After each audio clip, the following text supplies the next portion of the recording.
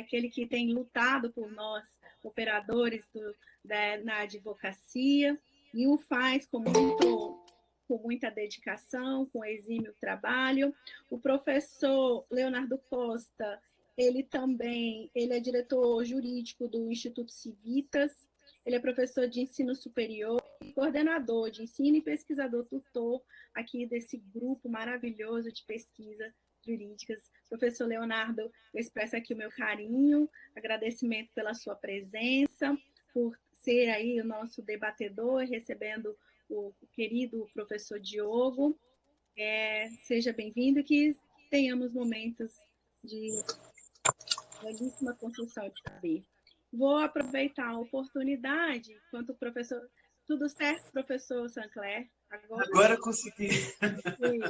Mas eu fiz as honras, apresentei o professor Leonardo, para poder adiantar, para a gente não... Excelente, excelente. Eu gostaria apenas de dar boas-vindas ao professor Diogo e deixar o encargo da senhora, professora Renata, as apresentações.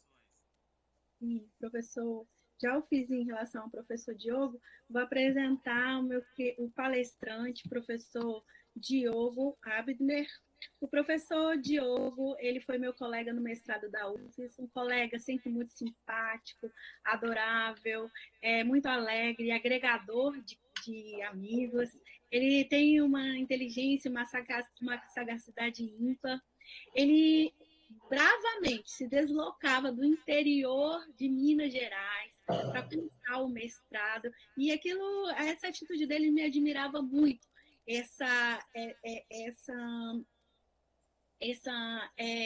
dedicação para o crescimento dele profissional e o crescimento dele em saber jurídico. E ele chegava sempre muito alegre, sempre muito... E dizia, olha, daqui a pouco, quando acabar a aula, eu vou voltar. Eu falava, mas hoje ainda? Então, assim, demonstrando muita dedicação àquilo que faz, com grande objetividade, né?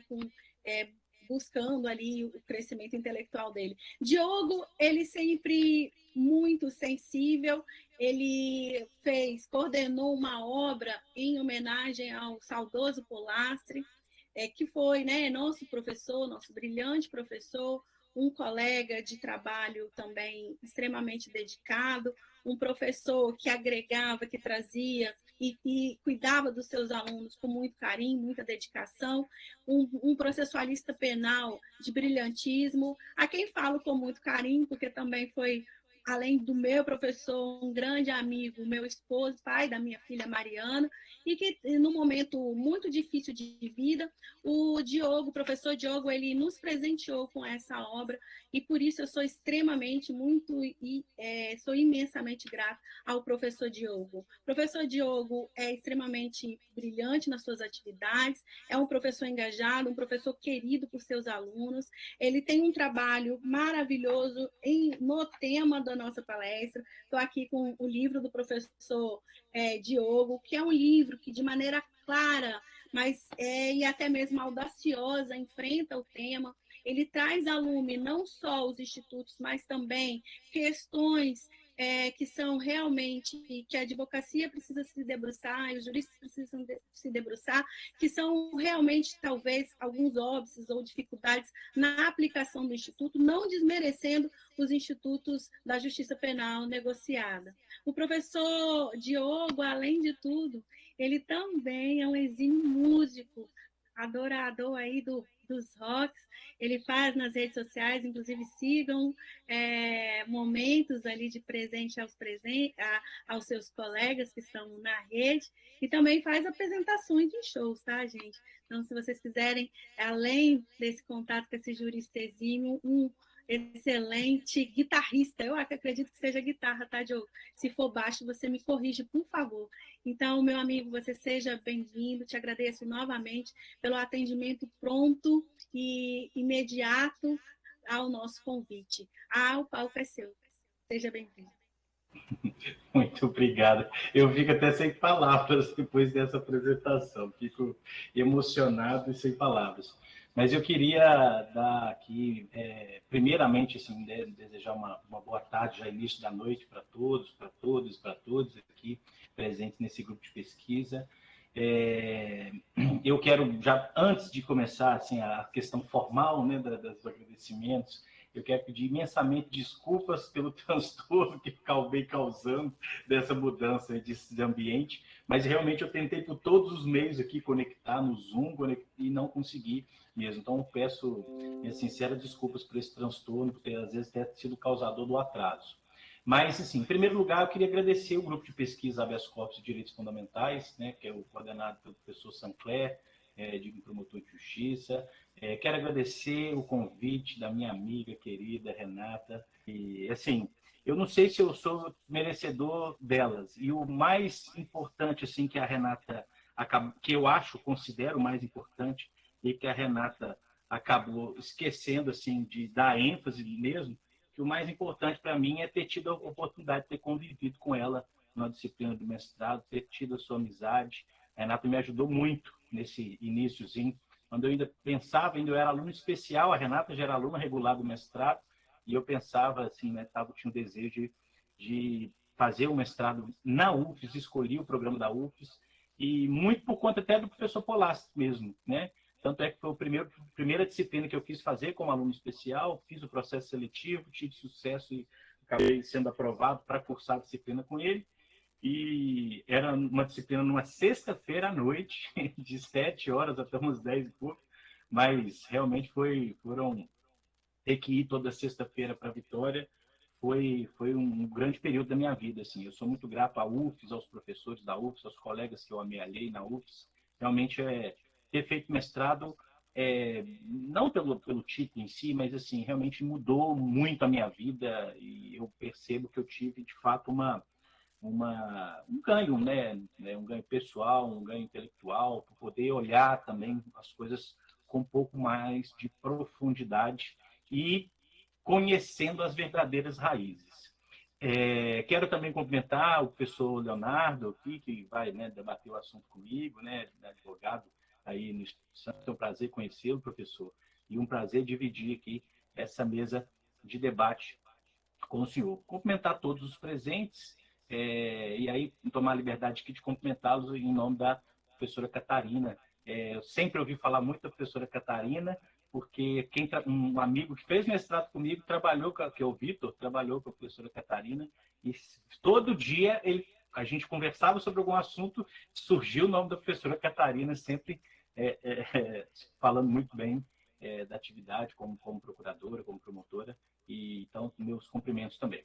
Bom, eu tinha pedido à Renata, justamente talvez por ser um sábado à tarde, e por ser um diálogo num grupo de pesquisa, eu confesso assim, eu não gosto muito desses nomes assim, o palestrante, assim, eu vim aqui compartilhar um pouco de ideias com vocês, compartilhar um pouco das razões que me fizeram a escrever essa dissertação, o que você vai encontrar, caso você se interesse por essa dissertação, e eu queria dialogar assim, de uma maneira bastante informal, se me for, obviamente a Renata já me autorizou, acredito que o professor Sancler e o professor Leonardo não vão também se opor a essa conversa informal que eu preferiria que a gente tivesse.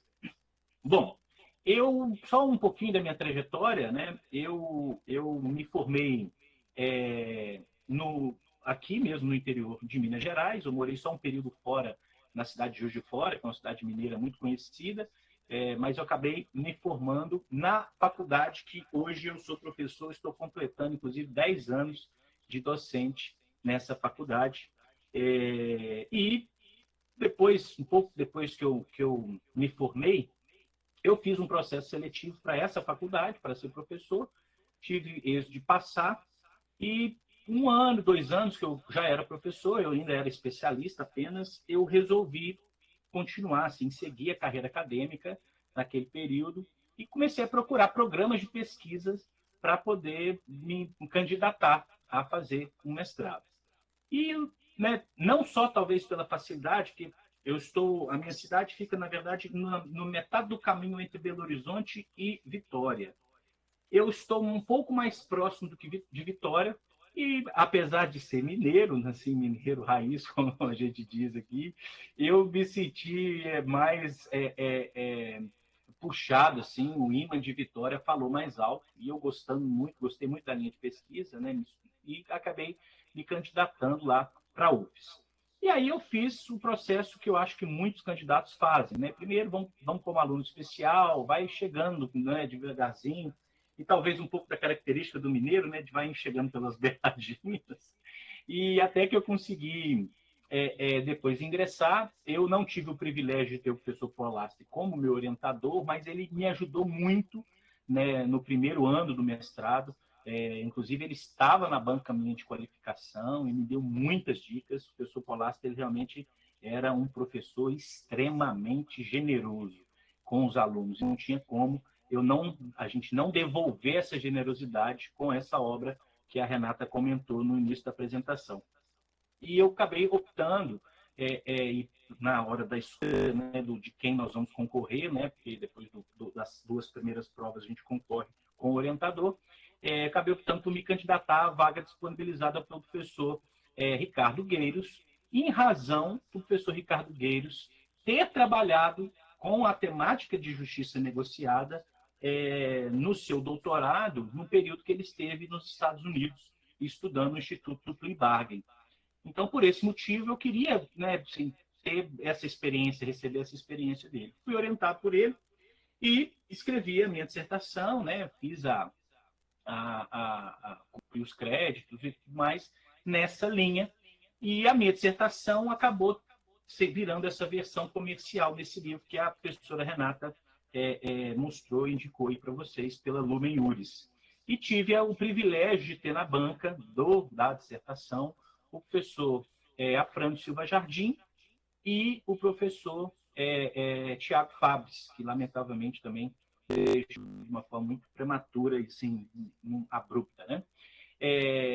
E me deram também altas dicas, né? Eu consegui aprimorar muito do que me disseram para poder entregar essa versão comercial. E o que é que eu resolvi? Por que eu quis escrever sobre justiça penal negociada? Muito embora, isso eu esqueci de falar, as disciplinas que eu leciono há muitos anos sempre foram ligadas ao processo civil. Por que eu quis me aventurar a escrever sobre processo penal, me identificando talvez mais, e até a minha área de atuação profissional como advogado, mais focado, inclusive, no processo civil?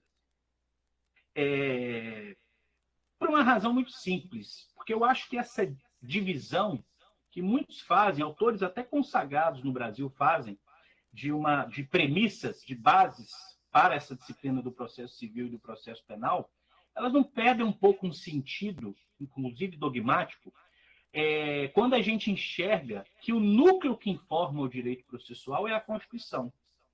Então, como todo o meu trabalho era pautado, bebendo na fonte da Constituição, bebendo na fonte dos direitos fundamentais, bebendo na fonte das premissas que o ordenamento jurídico brasileiro, na minha ótica, estabeleceu para o processo penal, eu não via sentido de fazer essa divisão e não tentar investigar aquilo que me incomodava no âmbito do processo penal. E contextualizando na história, naquele momento, a Operação Lava Jato estava na sua absoluta efervescência. E a gente via cotidianamente, na televisão, diversos abusos de poder, diversas ilegalidades praticadas por agentes públicos, afetando direitos fundamentais de pessoas que teriam uma influência, um poder eventualmente econômico, um poder político tão grande. E aí eu me perguntava, gente, se essas pessoas, se o processo penal não serve para elas, se a clientela, se tudo aquilo que o Estado sempre dispensou a clientela tradicional e preferencial do processo penal está chegando nessas pessoas, é porque a situação está muito caótica. Eu conhecia o sistema penal, o sistema de justiça criminal, a fundo. Eu não fiz parte do sistema de justiça criminal, particularmente, pessoalmente, mas alguém muito próximo de mim foi cliente do sistema de justiça penal. E, obviamente, na vida da gente, a gente traz, né, todas as nossas experiências, elas justificam boa parte das nossas escolhas. Até aquelas experiências, até aquelas escolhas que são inconscientes, vêm de experiências anteriores. E aí eu comecei a me questionar, e eu falei, não, eu preciso investigar isso. Por que essa tendência? Porque o discurso da justiça negociada, penal negociada, é um discurso muito sedutor. É um discurso que caminha paralelo à ideia, talvez, da justiça restaurativa, que é um instituto muito importante, interessante. Mas, da forma que ele foi potencializado nesse recente período da história do Brasil, por essa sedução, ele acabou sendo utilizado, como eu denuncio no livro, como uma espécie de um punitivismo camuflado. Ou seja, por mecanismo de justiça penal negociada, eu acabei aparelhando o Estado para potencializar a sua natureza punitiva. E quando às vezes eu falo isso, as pessoas às vezes, numa leitura superficial, podem entender que eu sou contrário a mecanismos de negociação de pena. Isso não é verdade. E é isso um pouco que eu quero deixar claro aqui, colocar em ordem esses raciocínios aqui. Bom, o primeiro ponto que eu diria para começar a tratar desse tema da justiça penal negociada é estabelecer para nós aqui nesse grupo aquilo que eu entendo como premissas do processo penal brasileiro. Vamos dizer assim, estabelecer o norte epistêmico com que todo o trabalho que eu desenvolvi nessa dissertação, ele se ancorou. As premissas que eu visualizo do ordenamento jurídico, tendo como núcleo informador a Constituição, o processo penal, né, o norte epistêmico do processo penal, na minha leitura, ele parte da prevalência da liberdade individual, o processo funcionando como garantia do indivíduo contra o arbítrio do Estado, porque eu até digo no livro, para mim o processo penal ele é a linha divisória entre a prepotência do Estado e o indivíduo. E, naturalmente, a gente só consegue estabelecer essa linha divisória, essa garantia, a partir de uma leitura, ainda que não inumune de críticas, do processo acusatório, do sistema acusatório. Porque o sistema acusatório ele é uma condição de racionalidade do sistema de justiça criminal.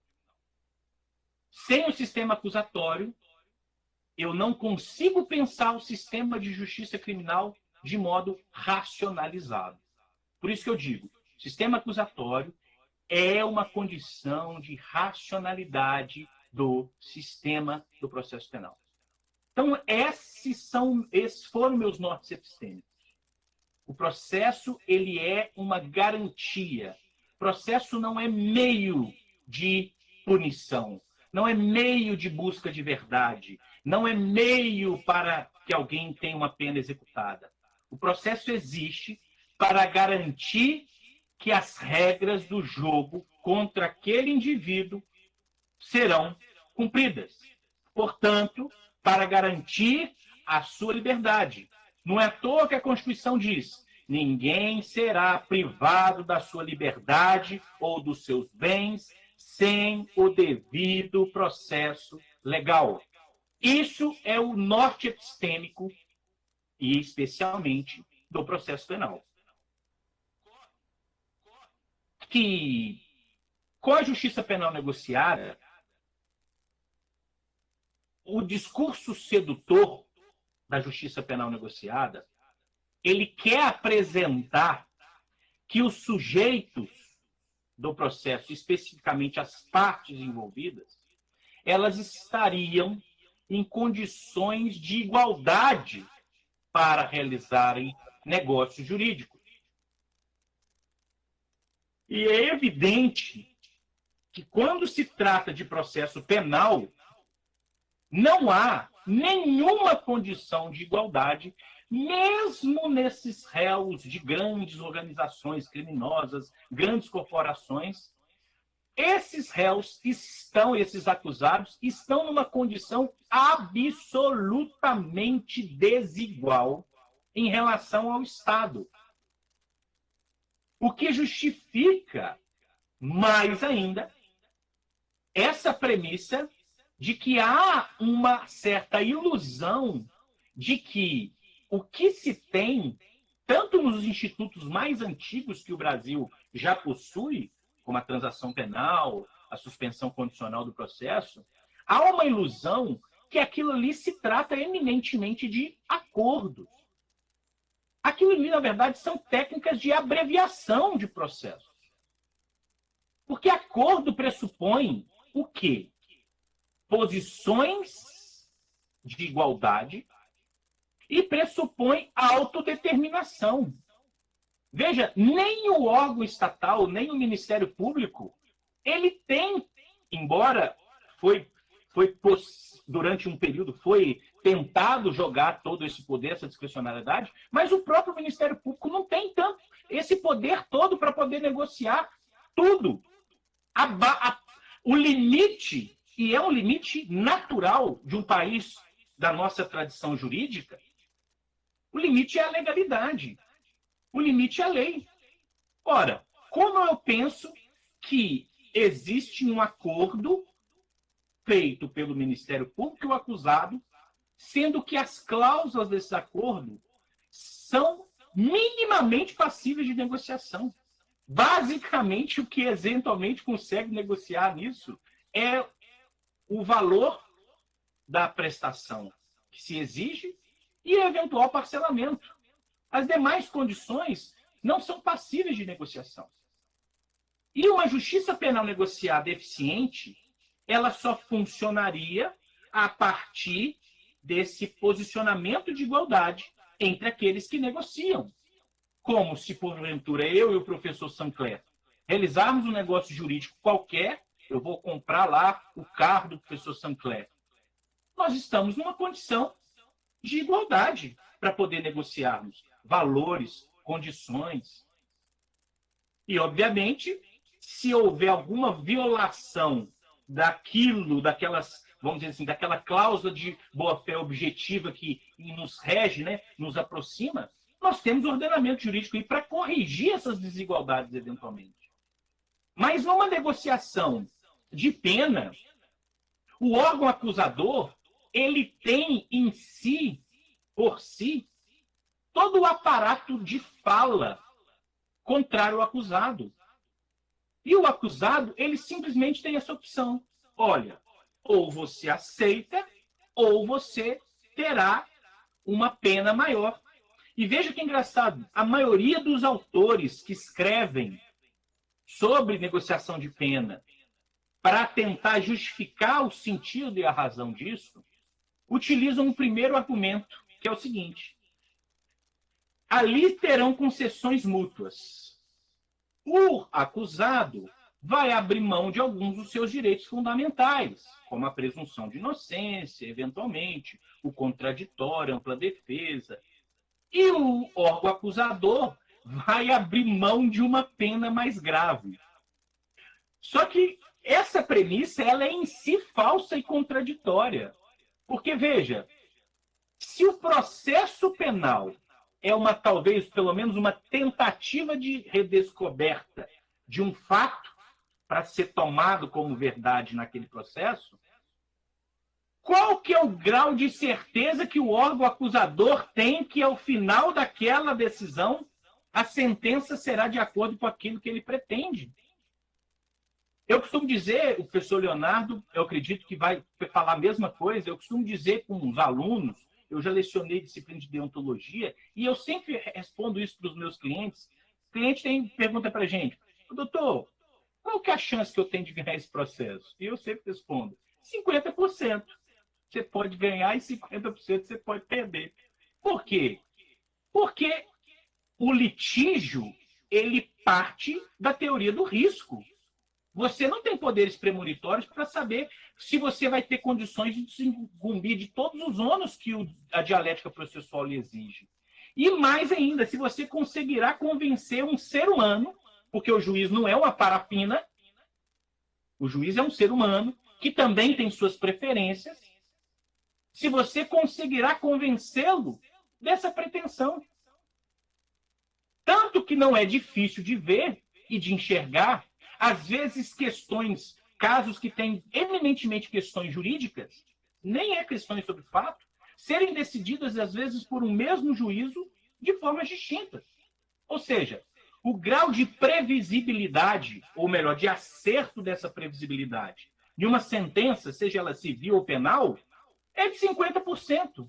Ou seja, é falso o argumento de que o Ministério Público está abrindo mão de uma condenação mais grave, porque ele não tem certeza que essa condenação virá. Bom, ele pode ter uma certeza à luz daquilo que é pragmático, daquilo que a própria experiência naquela vara ou naquele juízo demonstra em títulos de crime dessa natureza. Mas em termos de dogmática, esse argumento ele é falso. O Ministério Público não está abrindo mão de nada. Por isso que não há como dizer, pelo menos na minha percepção, não há como dizer que nós estamos diante de uma negociação, de um acordo. Por quê? Porque as cláusulas, eu não tenho liberdade total sobre as cláusulas. As cláusulas são exigidas. E é meio assim, ou você aceita, ou eu não negocio, ou você não aceita. Você não tem opção. Uma audiência de transação penal. Uma audiência... Quem é advogado, às vezes você recebe lá um TCO e você vê, não, isso daqui é hipótese de arquivamento. Isso daqui não é para oferecer, nem caberia oferecer transação penal. E fica insistindo em marcar audiência para oferecer transação penal. Às vezes é crime de iniciativa privada e a vítima não comparece e fica aquela coisa toda.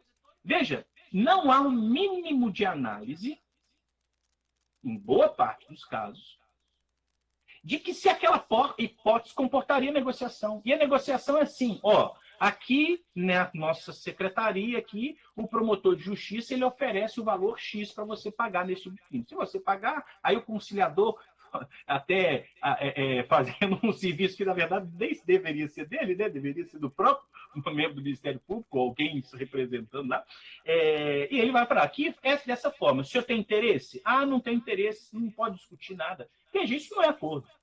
Mas, obviamente, eu não quero dizer com isso que eu sou contrário e um crítico absoluto dos mecanismos de negociação de pena. E por que eu falo isso?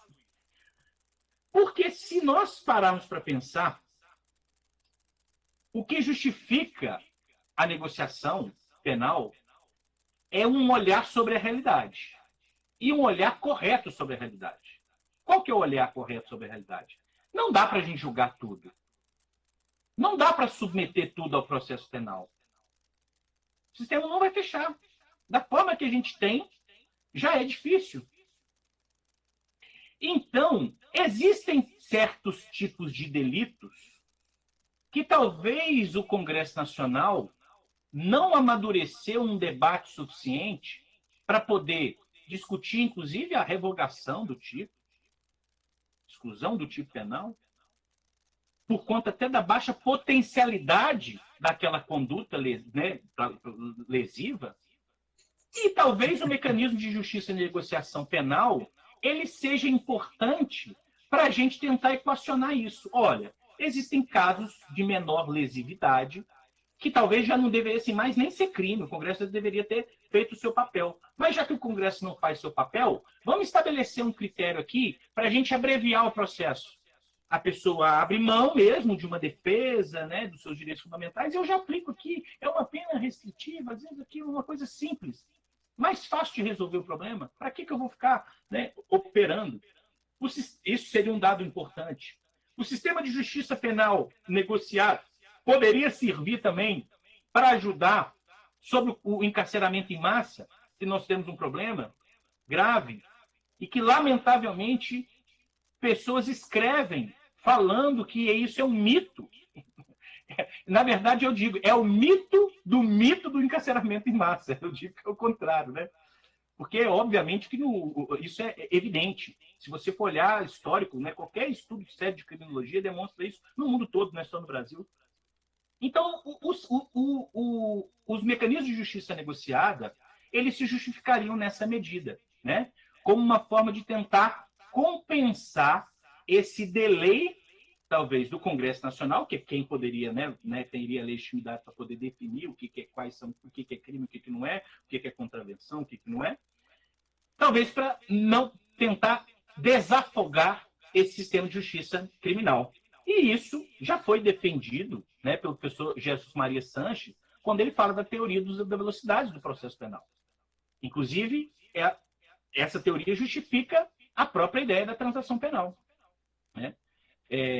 Num direito penal menos veloz, né? Ou seja, eu demoro menos o tempo de um processo penal nessas condutas menos lesivas, crimes, vamos dizer, menos graves. Isso justifica que o acusado abra mão, eventualmente, de alguns dos seus direitos fundamentais, como, por exemplo, o contraditório.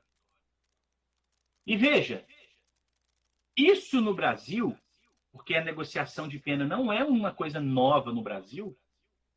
Se a gente for pegar a Constituição Imperial de 1824, a Constituição Imperial já tinha dispositivo falando que qualquer tipo de conflito teria que antes ser tentada uma conciliação.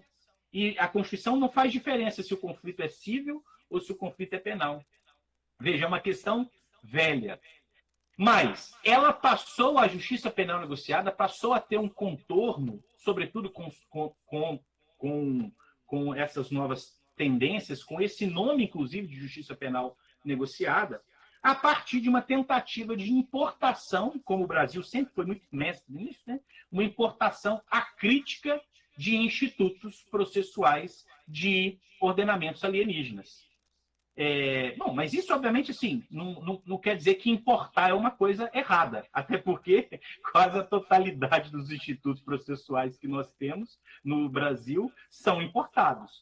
O que eu digo é uma importação acrítica, sem a compreensão do contexto histórico, contexto cultural, a sociedade onde está inserida aquele instituto. É evidente que toda essa ideia de negociação ela vem fruto de uma inspiração ao modelo norte-americano, né? O modelo estadunidense tem muita coisa também, embora poucos falam disso, mas tem muita coisa também inspirada no modelo italiano, né?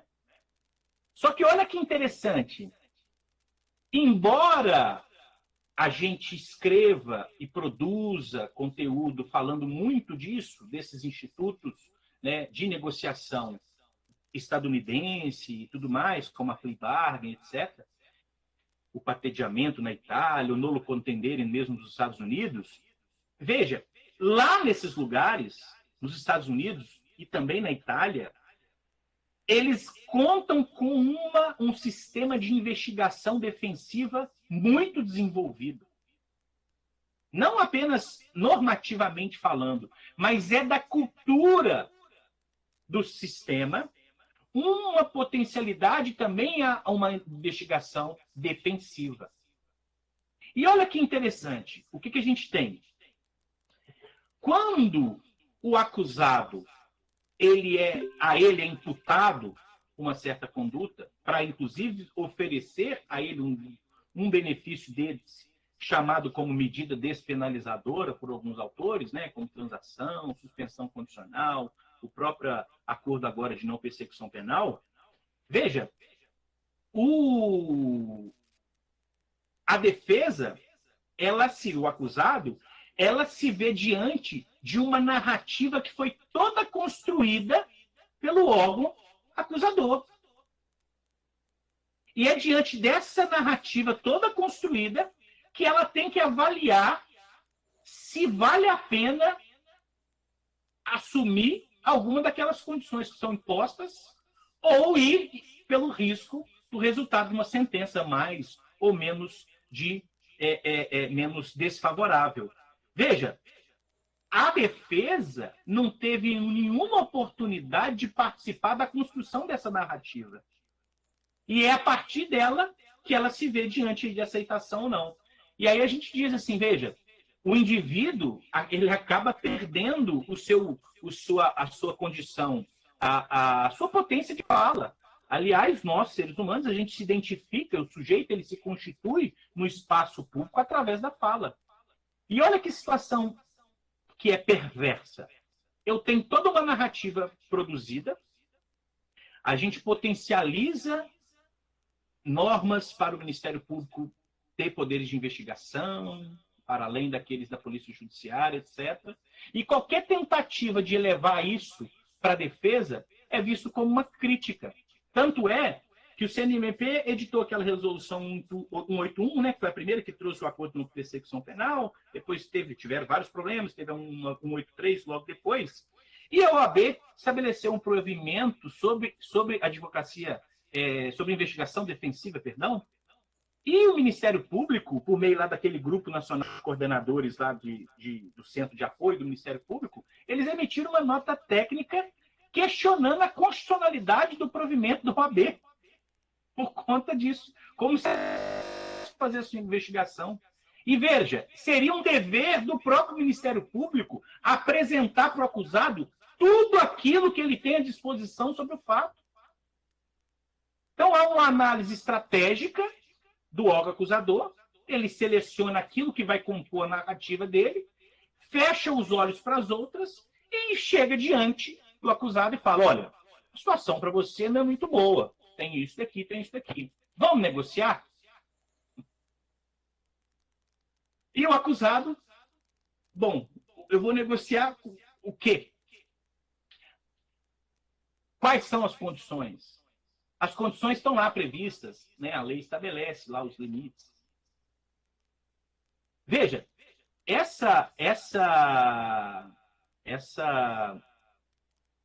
esse quadro que eu apresentei, ele revela por si essa disparidade que nós temos de posições nessa relação.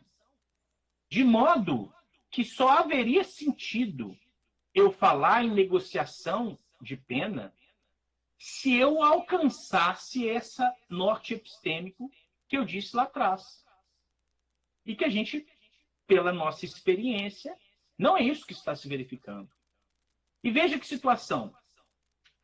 Todos os institutos que foram potencializados nos últimos anos, que foi a tendência da justiça penal negociada do Brasil, ela não foi para solucionar esses casos menos graves que outros lugares do mundo utilizam, como a Portugal, por exemplo, como a Alemanha, como a Itália.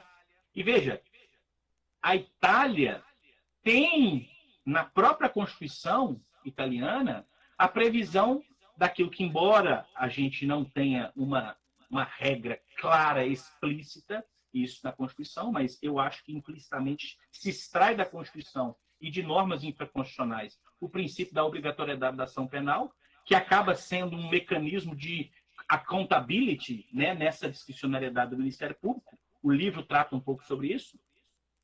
Veja, que tanto na Itália, quanto na Alemanha, quanto em Portugal, que são países que têm uma tradição jurídica, né, parecida com a nossa, a utilização, essa tendência desses mecanismos de negociação de sentença criminal, elas caminham na mesma medida para a verificação desses crimes de menor potencial ofensivo, vamos dizer assim. Vou usar assim uma expressão não tão técnica, crimes menos graves. E exigindo para os crimes graves, sobretudo aqueles que são de difícil descoberta, praticados por grandes organizações criminosas, exige a presença de um processo penal, justamente em razão daquilo que sobrevém como consequência de uma eventual penalidade, que é a privação da liberdade. E justamente por isso que se justificou nesses países uma evolução desses mecanismos. No Brasil, o que nós fizemos? Não com a transação e não com a suspensão condicional, porque essas duas, muito bom, essas duas seguiam essa tendência mundial de institutos despenalizadores. Nós, diferentes, nós começamos a utilizar mecanismos de negociação de sentença para aprimorar uma leitura, utilitarista do processo penal, para a gente potencializar uma análise econômica do processo. Ah, o processo é muito burocrático. Para quê? A pessoa quer, vem cá, eu peço uma prisão, a pessoa é presa, fica presa, né, preventivamente, depois ela vem, faz uma delação aqui e aponta quem que eu quero realmente, quem que é a prioridade daquele sistema naquele momento.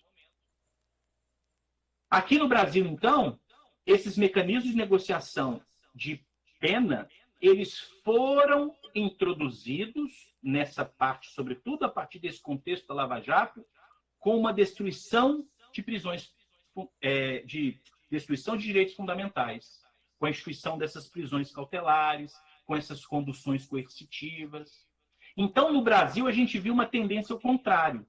Veio para ser utilizado como instrumento de repressão.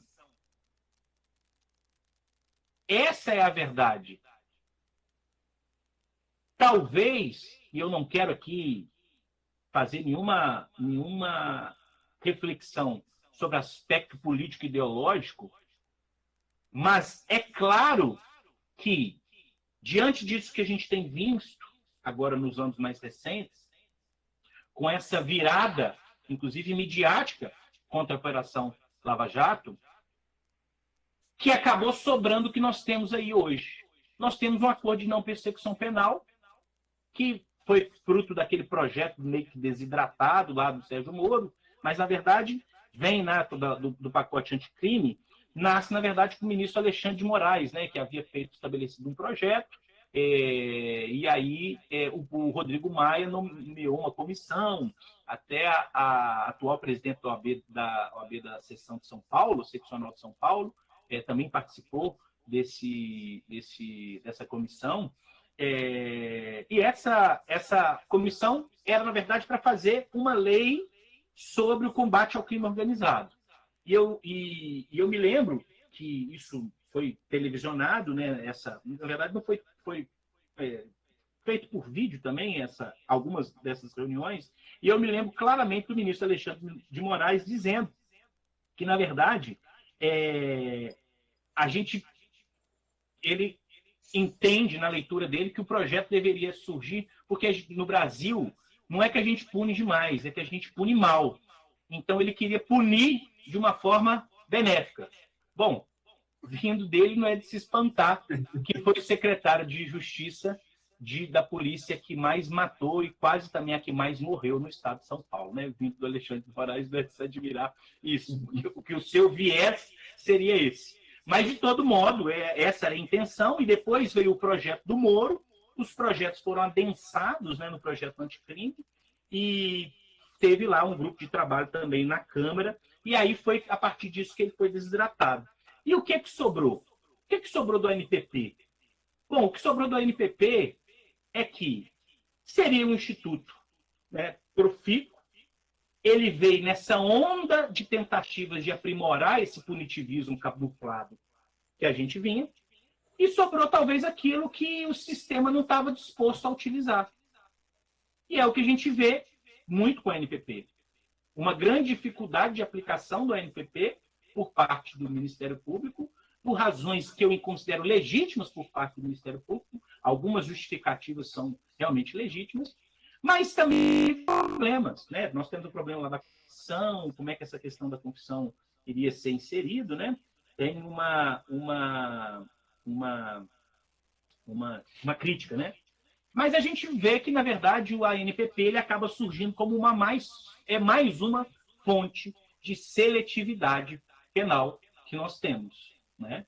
E aí, como até o ministro Rogério Schietti, recentemente em decisão, fez uma dura crítica ao Ministério Público de São Paulo, pedindo com essas palavras, né, que eles deixassem de ser despachantes judiciais, né, o acordo de não persecução penal ele passou a ser utilizado agora, em razão dessa desidratação que nós temos, em razão talvez dessa apreensão institucional que nós tivemos nesses últimos tempos, ele passou sendo um instituto bom para a gente fazer encontros, bom para a gente escrever, bom para a gente dialogar, ver os problemas, mas nós, advogados, não sei se o doutor Leonardo tem essa mesma experiência, mas a gente tem uma grande dificuldade de fazer com que uma medida, esta medida despenalizadora, quando a gente reconhece que seria melhor mesmo para o cliente aceitá-lo, melhor inclusive para o sistema aceitá-lo, porque menos um processo também tramitando no judiciário, a gente vê a dificuldade assim, né, hercúlea para a gente conseguir um acordo. Fica cheio de dedos, ninguém quer mostrar suas caras para poder realizar o negócio. Então eu pergunto, que negócio é esse? Literalmente falando. Que tipo de negócio é esse? Né? Que tipo de negócio é esse? Então, o livro, obviamente, assim, eu falei e falo aqui, Renato, eu não estou controlando meu tempo, tá? Eu não sei se você está. Eu não sei nem quanto tempo já passou. Você já passou. Nós tivemos tantos problemas, está sendo maravilhoso te ouvir. E fique à Nós vontade. estamos hipnotizados. Obrigado mesmo. Mas se eu estiver caminhando para o fim, não tem problema não, né? Não, tá ótimo, tá excelente. Tá. Então tá ótimo. Eu vou cortar algumas coisas aqui que eu me planejei aqui. Veja, o que nós estamos vendo então? O que eu quero reforçar? O que sobrou foi uma discussão no âmbito acadêmico. Hoje, esse Instituto Despenalizador, ele só funciona para a gente debater na academia, para a gente debater em grupos de pesquisa. Ninguém está interessado nisso mais. Isso interessava meio que, sabe, para poder vender uma coisa que era realmente o que se exigia, uma absoluta discricionariedade do órgão de acusação. E assim, aqui eu falo muito do Ministério Público e estou aqui na frente do professor Sancler, eu não sou contra, e fui muito aluno do professor Polassi, eu não tenho crítica nenhuma ao Ministério Público, assim, pelo contrário. Eu acho que no livro eu até falo muito disso, né? Fazendo até uma alusão a um texto do professor Hermes Anetti, que é professor da UFS também, que ele fala, né, ele fala que o Ministério Público, a fase pré-histórica e a fase histórica do Ministério Público, né? Fase pré-histórica antes da Constituição, a fase histórica depois da Constituição. E, de fato, eu acho que numa democracia não se sustenta sem essa instituição. A instituição é fundamental. Mas o problema é que todo agente público, todo mundo que fale em nome do Estado, todos que falam em nome do Estado, eles têm que ser limitados.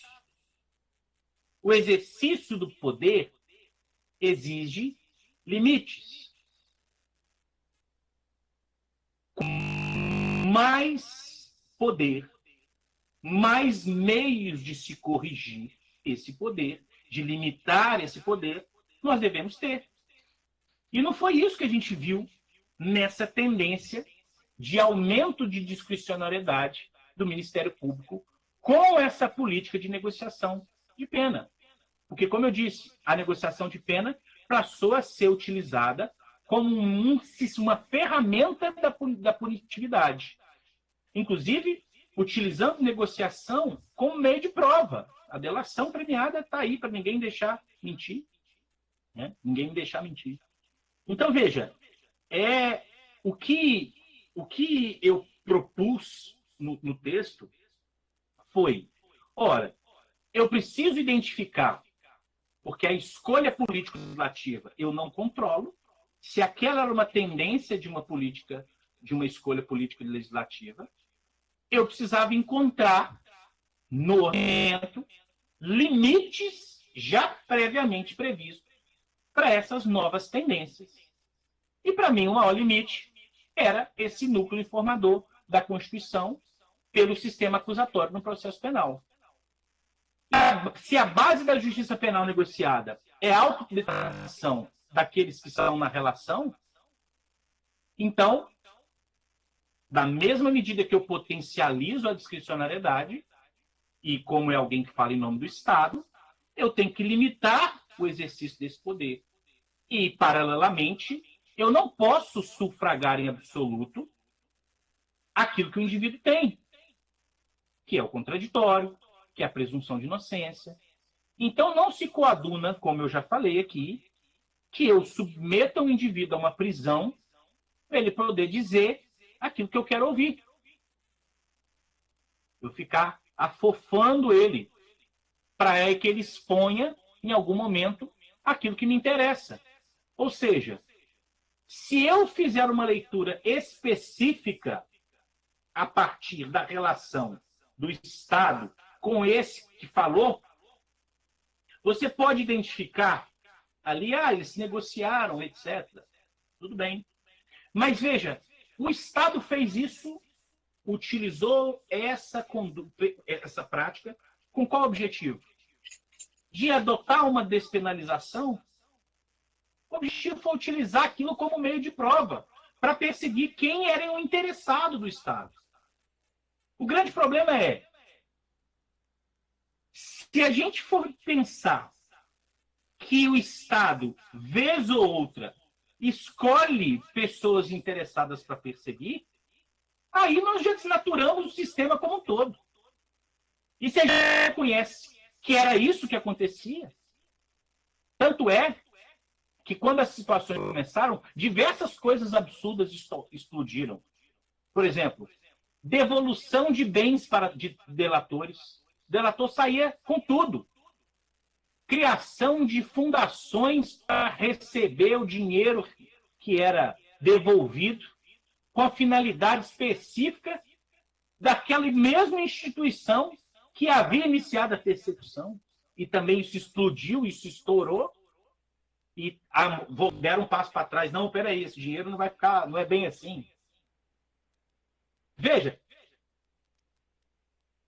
para mim, claramente, e eu sou assim, eu não sou muito, não sou mesmo assim, vaidoso, assim, eu acho até, eu sou muito crítico do livro, assim, mas um orgulho que eu tenho do livro, e é um orgulho, até que o professor Afrânio Silva Jardim me disse um dia na casa dele, quando o livro saiu, eu fui na casa dele entregar o livro, que o livro surgiu quase que assim, de forma, no mesmo tempo, com uma crítica muito profunda desses mecanismos.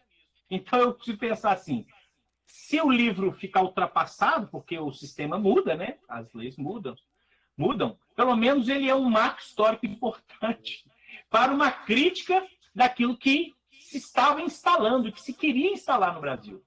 Porque se você estudar qualquer modelo de negociação de pena, mesmo nos Estados Unidos, e uma dos Estados Unidos eu nem gosto de utilizar, muito mais, embora influencie a gente, se você utilizar a Itália, a Alemanha tem a Abasparren, a Itália tem o patejamento. Se você estudar a fundo, você vê que a preocupação dos mecanismos de negociação é com que é para esses crimes menos graves. Tanto é que na Alemanha, inclusive, que inclusive tem a obrigatoriedade também, igual eu vislumbro aqui no Brasil, lá as cláusulas são bem justificadas na lei, quando pode haver, e lá o porquê que se criou esse mecanismo. Por que eu quero ter negociação na Alemanha, né? Obviamente, lá também o Ministério Público ele tem uma posição em termos de estrutura do Estado um pouco diferente da nossa, né? Vamos dizer assim, ele é mais eixo mesmo do Executivo do que aqui no Brasil começou-se a querer construir com uma certa autonomia, né?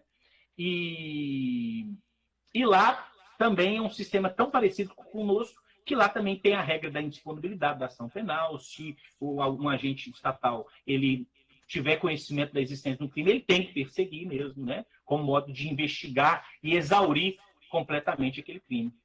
Nos Estados Unidos, o que compensa essa negociação, né? O que compensa essa negociação nos Estados Unidos, que é um sistema diferente, o que compensa é essa instituição dessa investigação defensiva forte. Então, veja, Se eu tenho uma investigação defensiva forte, eu vou conseguir compensar essas narrativas, uma narrativa acusatória e uma narrativa defensiva, para que eu consiga levar ao máximo possível a posição de igualdade, para que todo mundo, olha, eu tenho uma carta na manga, bem, não é por aí que a gente vai. Tanto é que o professor Ricardo mesmo dizia, na pesquisa de campo que ele fez, ele ia lá para as cortes, quando se oferecia lá o plea bargain, e ele chegou a participar, porque tem a parte ritual nos Estados Unidos, né, aquela que a gente vê acontecer, chega o acusado lá e fala, I'm guilty, I'm not guilty, né? Mas tem ainda a parte dos bastidores, né? Vão o promotor, vai o advogado, vai o juiz lá para a salinha deles, e eles ficam lá debatendo o caso como se fosse mesmo um balcão, né? E o juiz, ele tem uma participação a ponto de dizer, olha, promotor ou promotora, essa sua ação, ela tem algumas falhas, não é bem por aí. Ó, a defesa já conseguiu produzir.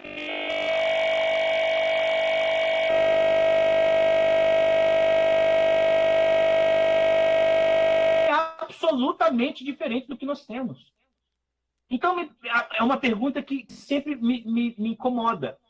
Por que eu potencializo institutos de negociação fora dessas hipóteses anteriores e eu não oportunizo, também não utilizo mecanismos, inclusive normativos, de investigação defensiva? A única exceção, na verdade, que nós temos da norma, salvo engano, o pessoal do penal aí vai saber melhor do que eu, é o artigo 14, salvo engano, do Código de Processo Penal, que fala lá de uma possibilidade do delegado poder fazer, né, uma diligência, você requerer, e ele cumpre a diligência se ele quiser. Veja, está em um inquérito, você faz um quesito, apresenta um pedido para ele, e ele decide lá se ele acha aquilo relevante ou não acha aquilo relevante. Então, ou seja, o ANPP é um instituto que não fez, às vezes, para aquilo que ele veio fazer, não se faz, às vezes, ainda. E as medidas despenalizadoras, elas cumprem as outras, elas cumprem um papel ainda muito importante. O ideal é que a gente aprimorasse essas medidas, mas nessa tendência, pensando que sempre que... Isso que eu quero que fique claro, pelo menos da minha perspectiva, ninguém é obrigado a concordar com isso, é que o que potencializou esse discurso da justiça negociada penal foi uma tentativa de aumentar a punição, de utilizar mecanismo de punir as pessoas. A gente tinha que acabar com todo esse discurso. Acabar com todo esse discurso. E voltar a discutir o acordo de não persecução penal, que, aliás, é um nome péssimo, inclusive, mas, assim, independente do nome, utilizar essas medidas despenalizadoras para aquilo que elas realmente importam, enquanto civilidade, e não como mais um mecanismo de seletividade penal.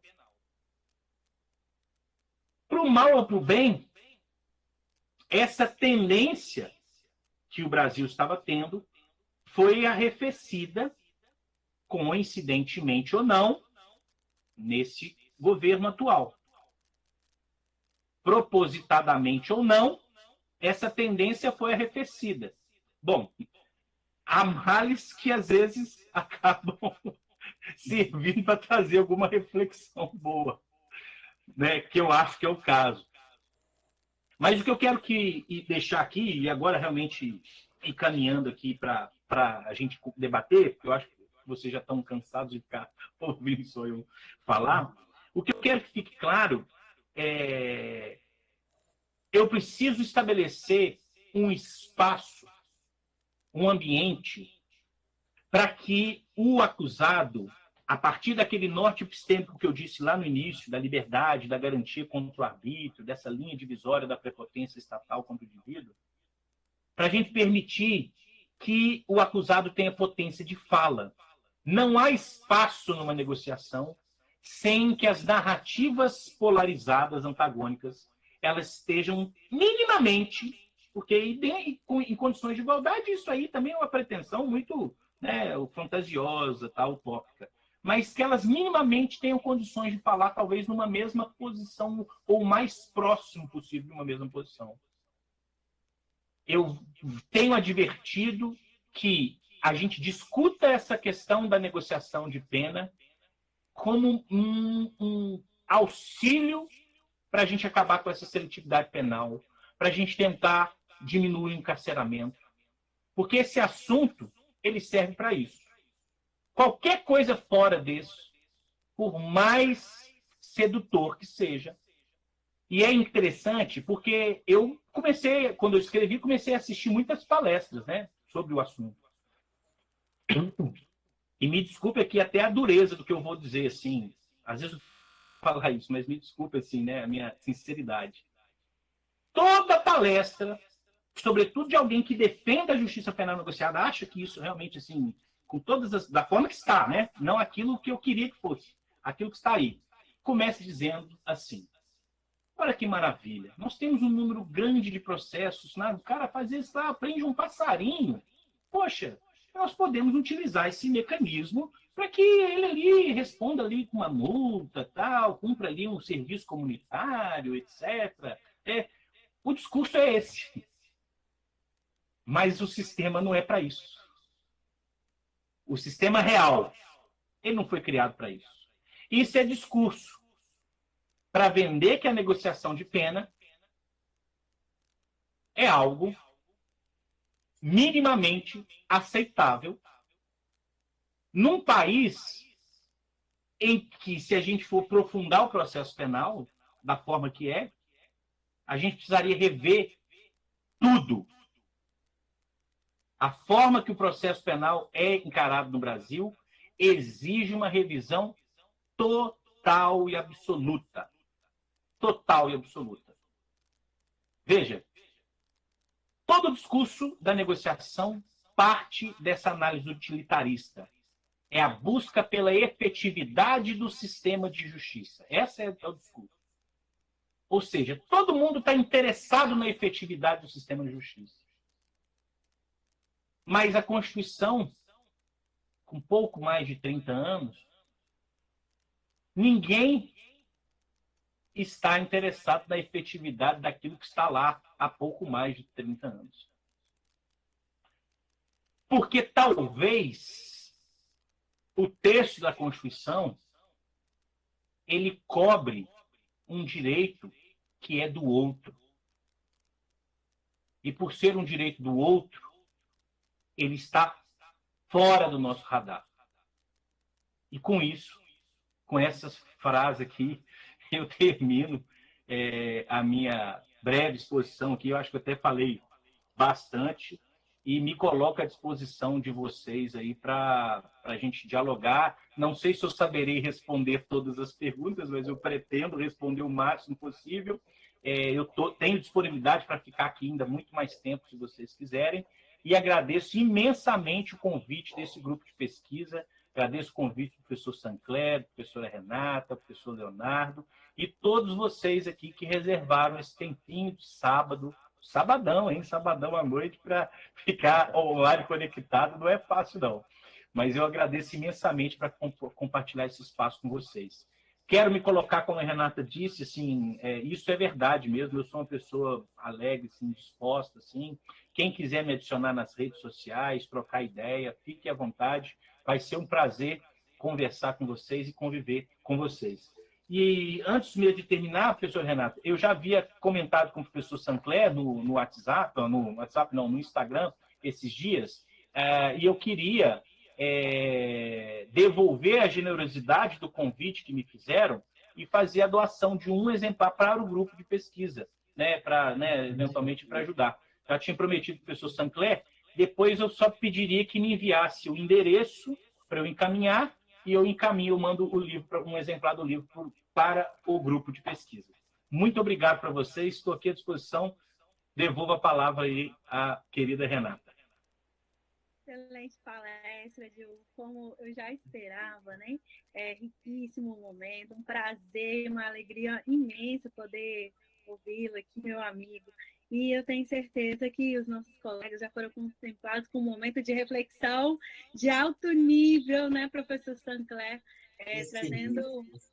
trazendo uma visão diferenciada da aplicação dos institutos, que é uma preocupação muito recente, né? Como que todas essas alterações que sofremos, enfim, como é que anda a jurisprudência, e é uma reflexão extremamente necessária. E eu só gostaria de pedir desculpa ao professor Diogo e a todos os demais presentes, nessa angústia toda de reorganizar evento, criar link, enfim, eu acabei esquecendo de apresentar o currículo do professor Diogo, sabe, professor? Você me perdoa, o professor Diogo Abner Nolasco Pereira, tá lá no Instagram, é Diogo Abner, né? Lá no Instagram. Diogo, se eu não me engano. Diogo, posso colocar aqui no chat? Pode, por favor. Mas a parte do currículo mais importante que você vai ter que falar no final é que eu sou ser seu amigo. Ah, que lindo. Você é muito gentil, muito gracioso.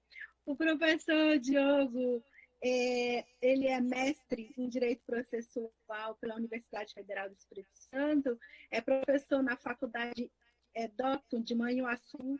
Estava todo mundo ávido para saber que cidade era essa, de Manhuaçu.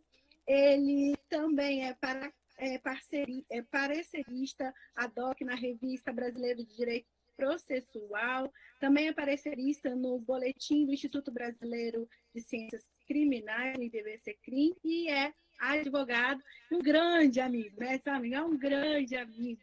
E te agradeço de imediato também por ofertar essa obra para esse grupo de estudos que está cada vez mais organizado e cada vez mais produzindo conhecimento científico de qualidade. Mas eu gostaria de abrir e informar aos senhores que eu também não trouxe o roteiro nessa confusão toda. Nós vamos ter 20 minutos para debate com o professor Leonardo. Também vamos abrir aí entre 10 a 15 minutos para as perguntas. Para a gente qualificar o nosso tema e sermos o mais objetivos possível, eu vou pedir que aqueles alunos presentes, juristas, advogados, advogadas, aqueles que tenham alguma angústia e queiram fazer perguntas, por favor, para a gente poder dinamizar, eu peço que indiquem a pergunta no chat. Nós vamos escolher algumas, até para não ficar um pouco repetitivo, dentro do prazo que ainda houver disponível. Ok? Professor Leonardo, esteja à vontade, a palavra é sua. Obrigado, professora Renata. Mais uma vez aí saudar o professor Diogo e assim dizer que realmente a partir desse momento eu estou assim com ânimos longos para ler a sua obra, porque realmente trouxe um viés que nós, que militamos na advocacia criminal, sabemos que realmente o ANPP é uma falácia. Muito embora, e aí o professor Diogo pode me corrigir se estiver errado, as obras, as pouquíssimas obras que é o Instituto Novo, justamente eles não entram nessa crítica, e sim ao contrário, pelo contrário, defendem uma justiça criminal consensual que não existe, como você bem colocou, não existe. A justiça criminal consensual existia até a lei de 1999. E assim, eu sempre defendi, professor, primeiro, achei interessantíssimo a sua abordagem, principalmente quando você cita de onde nasceu, né? Ela já nasceu na programática, porque ela nasceu através de uma resolução pelo Ministério Público que não tem poder legislativo, não pode legislar. Ela nasceu através de uma resolução por um órgão que não tem poder para legislar. Então, ali ela já começa com vício e totalmente, no meu singelo entendimento, nasce morto.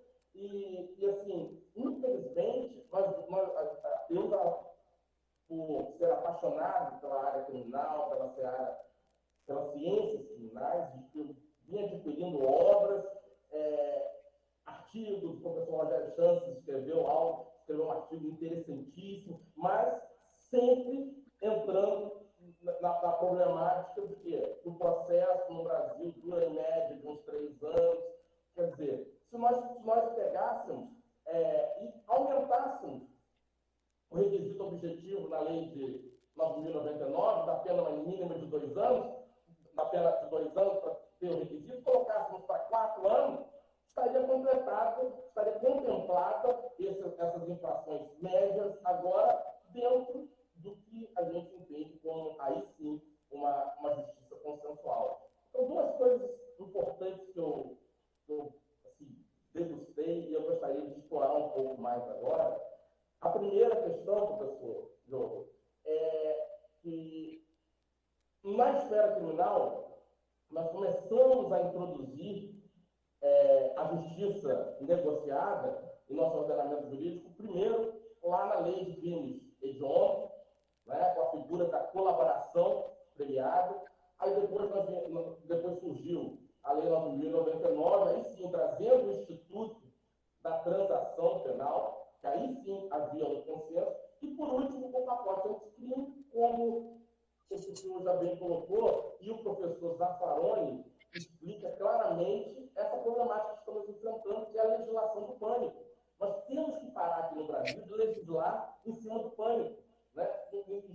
Aconteceram aquelas várias ilegalidades na Operação Lava Jato, então agora a gente tem que, vamos aproveitar, o momento é esse para nós empurrarmos o play básico. Quer dizer, agora vai entrar a justiça negociada e não se discute. Aí o projeto é apresentado no momento que qualquer pessoa que fosse contrária, qualquer senador, qualquer deputado que fosse contrário àquilo que estava sendo decidido e discutido, ele era tido e rotulado como corrupto. Ele é corrupto, ele quer discutir nessa matéria porque ele não concorda com a impunidade. Né? Vamos criar um mecanismo para cessar, hipoteticamente, a impunidade. Então, o senhor trouxe uma coisa, uma abordagem interessantíssima, e é um grande problema que nós temos, a problemática que nós temos encontro nos acordos de não persecução penal, é que nós estamos tratando de um negócio jurídico. E nós não temos nenhuma teoria no Código de Processo Penal que aborda negócios jurídicos processuais penais. Então, ou seja, quando não temos isso no nosso ordenamento jurídico, nós buscamos aonde? No direito civil. E um dos requisitos para se aderir, e aí que eu gostaria que o senhor entrasse, um dos requisitos para que a parte possa ser beneficiada, entre aspas, se é que existe algum benefício do acordo de não persecução penal, é a confissão. Ele só pode receber esse benefício se ele confessar o crime. Quer dizer, nós temos aí a Associação dos Advogados Criminalistas, que já entraram com uma guia questionando a ação direta de constitucionalidade com relação a essa confissão. Por quê? Aí nós vamos passar agora para o direito civil. Todos nós sabemos que o negócio jurídico, para ser válido, e é um negócio jurídico, ele tem que ter autonomia de vontade, né? Ele tem que ter agente capaz, o objeto tem que ser lícito e, acima de tudo, a forma prescrita ou não defesa em lei. E nós temos no nosso ordenamento jurídico uma forma prescrita em lei, que é o direito da não autoincriminação. O princípio da presunção de violência. Então, esse negócio jurídico, ele é bate-morto. Ele é inválido por qualquer viés, por qualquer ângulo que você olhe para ele. Seja pela autonomia de vontade das partes, né? Porque, como o professor colocou, você não tem condições de debater. Né? E um assunto, uma problemática que nós enfrentamos agora é porque vence a falsa ilusão que a pessoa não responderá mais o processo, que o processo vai acabar, e essa pessoa ela acaba tendo que ser condenada. Recentemente, professor, eu o prefeito de uma cidade, a Justiça Federal, uma ação de improbidade, ele foi absolvido. O Ministério Público recorreu. Quando chegou no TRF, o TRF verificou que não foi oferecido a ele, não foi oportunizado a ele, o acordo de não persecução penal. Aí devolveu os autos para que o juiz oportunizasse. Aí o que ele fez? Ele aceitou. Quer dizer, a pessoa que já estava absolvida, o processo vai em grau de recurso, depois ela é intimidada a aceitar o acordo de não persecução penal para acabar com o processo. Quer dizer, isso é inaceitável e, infelizmente, aí eu digo que nós temos assim, uma parcela de culpa, nós, operadores de direito, aí eu chamo a responsabilidade a nós, advogados, que muitas das vezes, qualquer acordo incentiva, inclusive, a parte a aceitar o acordo. Não é melhor para você que vai acabar aqui, quer dizer, sem oportunizar que a pessoa, que o cliente, que a pessoa que não conhece os institutos, explicar para ele que ele está fazendo um negócio jurídico ruim, ele está entrando numa condição, num algo que não tem igualdade. Não existe o equilíbrio.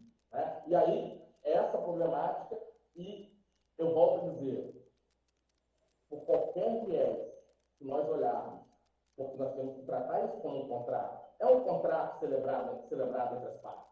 Né? E a gente já entra num contrato, tipo aqueles, já que você chega no banco, né? O banco já vem com um contrato para você abrir sua conta, e você tem que assinar, você tem que ler e assinar. É exatamente isso que acontece. Né? Recentemente eu estive aí em Minas Gerais para participar de um acordo, eu não gosto nem de chamar de acordo, porque de acordo não tem nada, e que eu voltei e eu falei assim, eu não tenho condições, porque eu não podia nem discutir as cláusulas já pré-estabelecidas. Ainda que nós fôssemos contra, eu sou totalmente contra ao indivíduo se autoincriminar e abrir mão de um princípio negociado, que é o princípio da presunção de inocência, né? Aí o sujeito vai, você senta na mesa para discutir algo que você tem aquelas reuniões que a pessoa já vem, já traz tudo, pronto, a pauta é essa, vocês estão concordados? Pronto, acabou.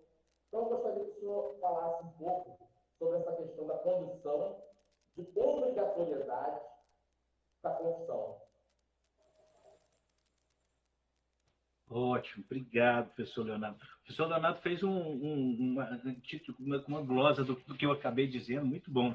Eu concordo em gênero, número e grau, todos os apontamentos que o professor fez. Acho que essa é a minha leitura, né? E me permita até, assim, dizer que é interessante como que você percebe que, às vezes, coisas que não são comumente ditas, elas energizam um advogado criminalista, né? Você vê, o professor Leonardo, ele ficou realmente satisfeito. Não, a gente não escuta sobre esse olhar sobre o Instituto, né? Professor, sobre a confissão da confissão. Veja, a pergunta que eu faço é o seguinte, eu acho que o problema maior, sobretudo o problema normativo, o senhor abordou e o senhor já, inclusive, esgotou o que eu responderia. Mas eu iria para uma outra forma de raciocinar, concordando com tudo que o senhor disse. E o que eu vou raciocinar não é diferente do que o senhor disse. É um acréscimo ao que o senhor disse. Que é o seguinte, a quem que interessa a confissão? Qual que é o sentido da confissão? A confissão é condição, ela é necessária por quê? A gente sabe que para quê? Porque é para atender ao que a norma exigiu. A norma exigiu isso, tudo bem. Então tem que confessar. Mas por quê? A pergunta, por que eu tenho que confessar para eu ser beneficiado com uma medida despenalizadora? Se é uma medida despenalizadora, a preocupação dela é muito mais com o fim, com o resultado, do que com o meio. Então, se ela é muito mais com o fim, por que o meio importa? Esse é um problema. Sobretudo, como o senhor falou, um meio que tem vedação expressa na lei.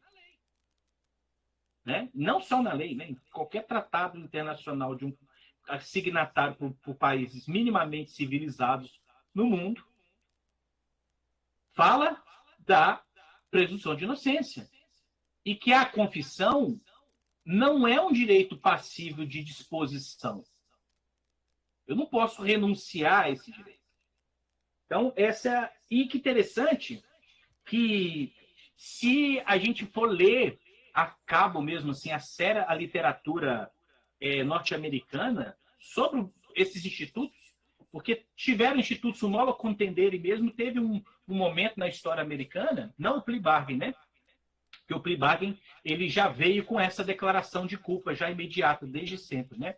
Mas o Nolo Contendere, que é um pouco mais antigo que o plea bargain lá nos Estados Unidos, era uma preocupação muito, muito grande da utilização deste instituto, inclusive pelos juízes. Nos Estados Unidos, na verdade, a ideia da confissão nunca foi levada muito a sério, porque eles sempre reconheceram culturalmente como uma confissão pode ser obtida. Entende a diferença? A confissão, ela é obtida por algum meio que não é uma oferta de um benefício. A confissão é obtida por um meio intimidatório. Um meio intimidatório que em si já é violento, mas com instrumentos de violência muito maiores, como, por exemplo, a prisão. Né?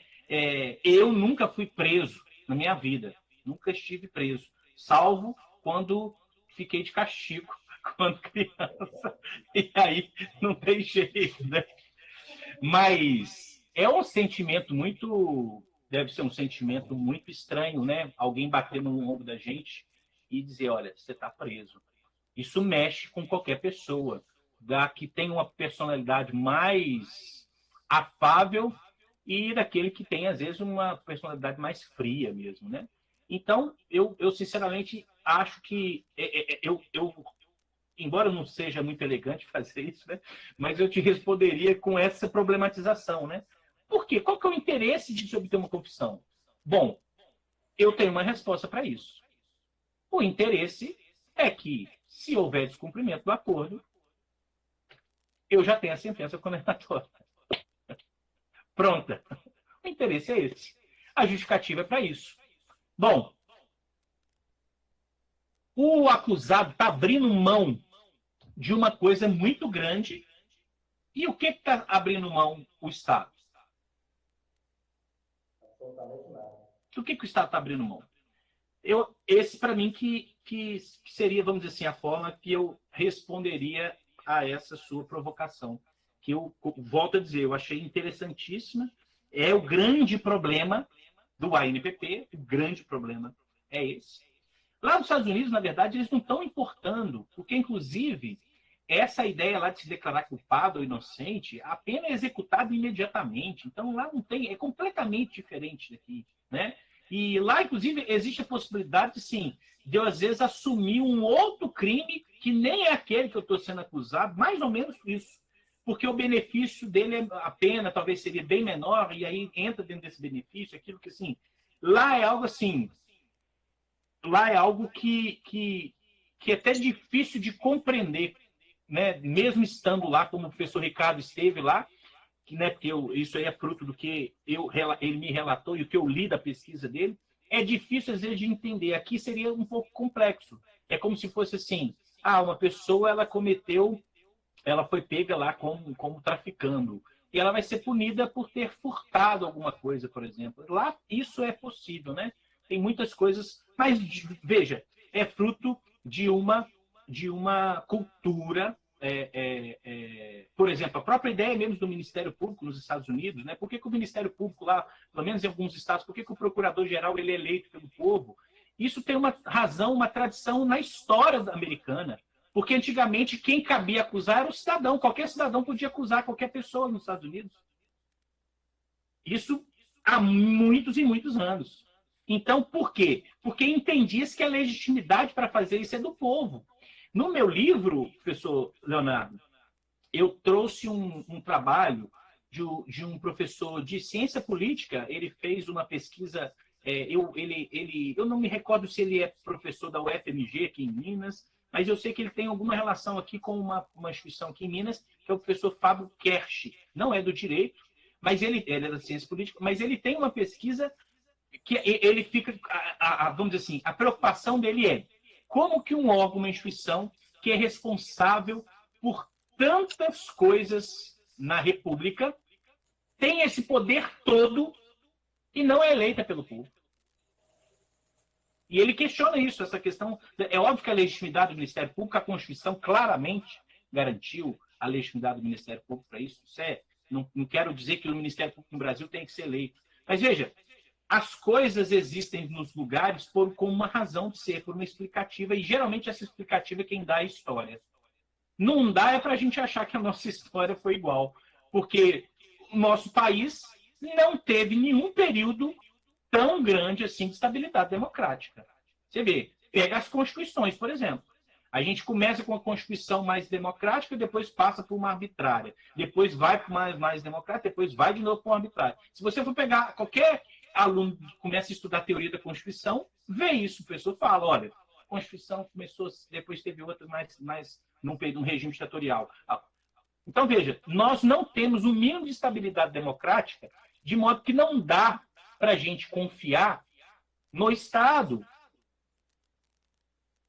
A gente tem que utilizar meios de limitação do poder do Estado.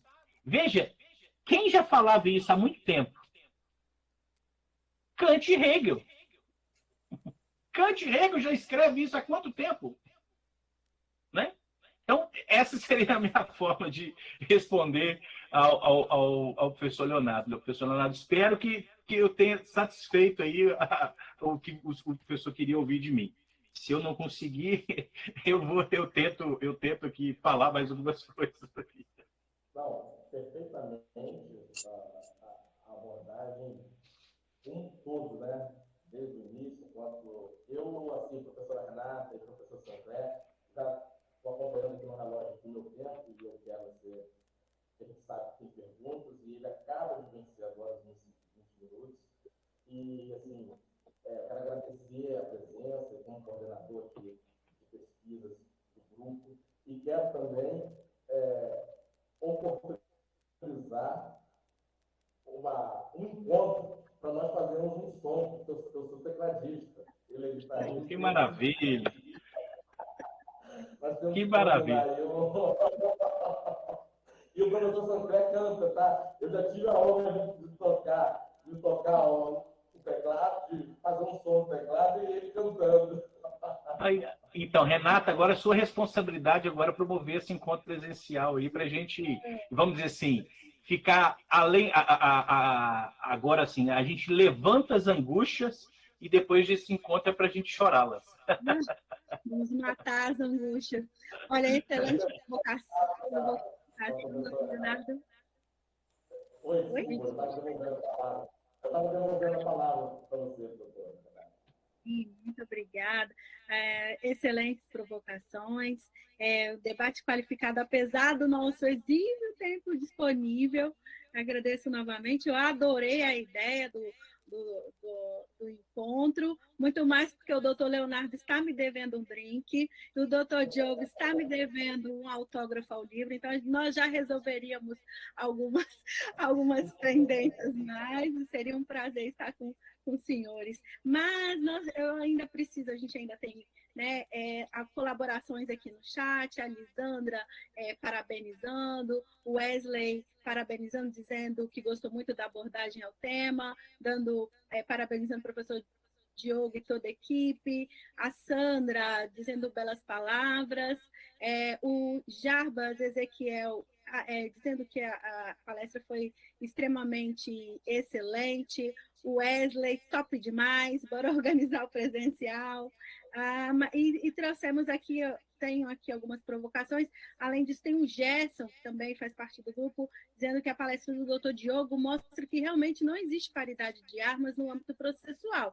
Parabéns, excelente palestra. Aí nós temos uma provocação de uma jurista que eu sou apaixonada demais pela veia dela, sempre muito provocativa e de Resguardo a Direitos Humanos, que é a Emanuele Carvalho está conosco.